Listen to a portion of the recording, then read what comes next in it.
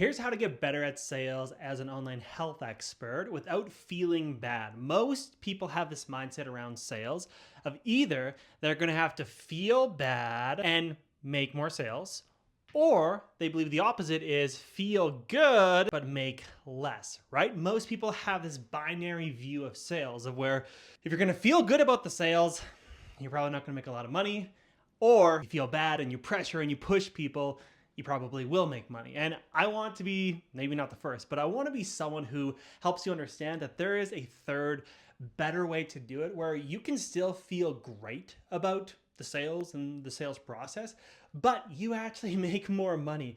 And this is the way that I would recommend doing it, because what I see in the online space is that people who don't care about clients but want to make a lot of money end up in this camp.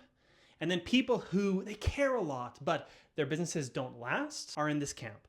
Now, you're someone that probably cares a lot, but you also probably want to last in business. So we need to be in this group number 3. And here are the different things that you need to have in place so that you can actually make money and make sales, but also care and feel really great about it throughout the entire process. So let me walk you through these things one step at a time.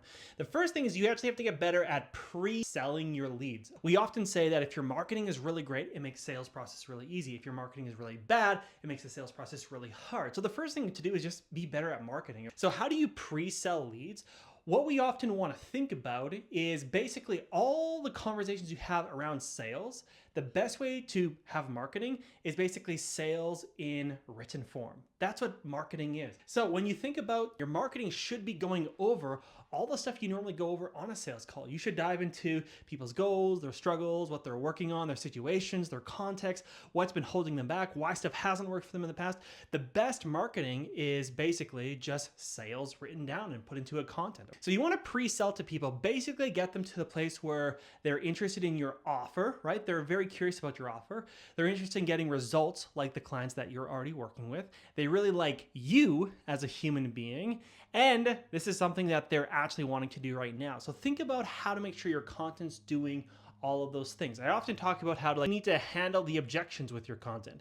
You need to be basically calling them out with your content. You need to be showing them that you help other people just like them, so that by the time they get to actually jumping on a call with you or your team, they're completely pre-sold already. You want to make sure people are more warmed up. There's kind of a golden rule in marketing, and it's not always 100% accurate, but basically if someone spends 5 to 7 hours digesting your content, the likelihood of them buying goes up astronomically. So basically pre-sell them through more of your content.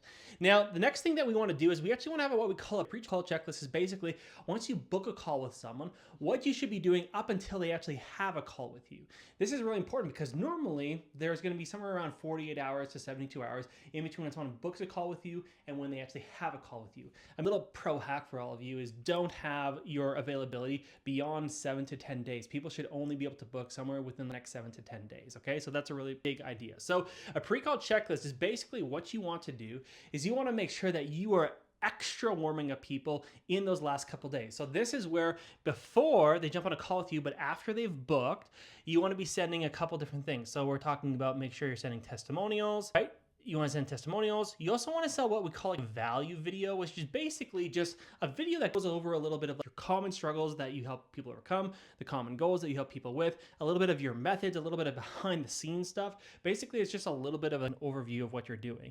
And now also you want to just have the conversation continually happening. So many people, they book a sales call and then they just stop the conversation.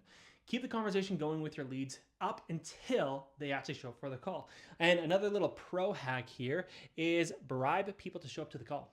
Tell them they're going to get something for free that normally if they pay if they jump on the call. That way your show up ratio is really high. They're really leaned in. They're ready for it. Now, the other things that you want to do service-led sales, and I'm going to go through these points a couple at a time, is number one, using internal pressure, not external pressure. The reason that a lot of you feel bad in sales is because you feel like you're pushing external pressure on people. Versus service-led sales is actually asking questions that get them to be internally motivated to want to do something.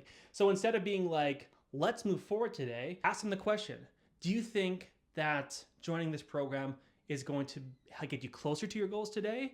Or do you feel like something else will get you closer to your goals?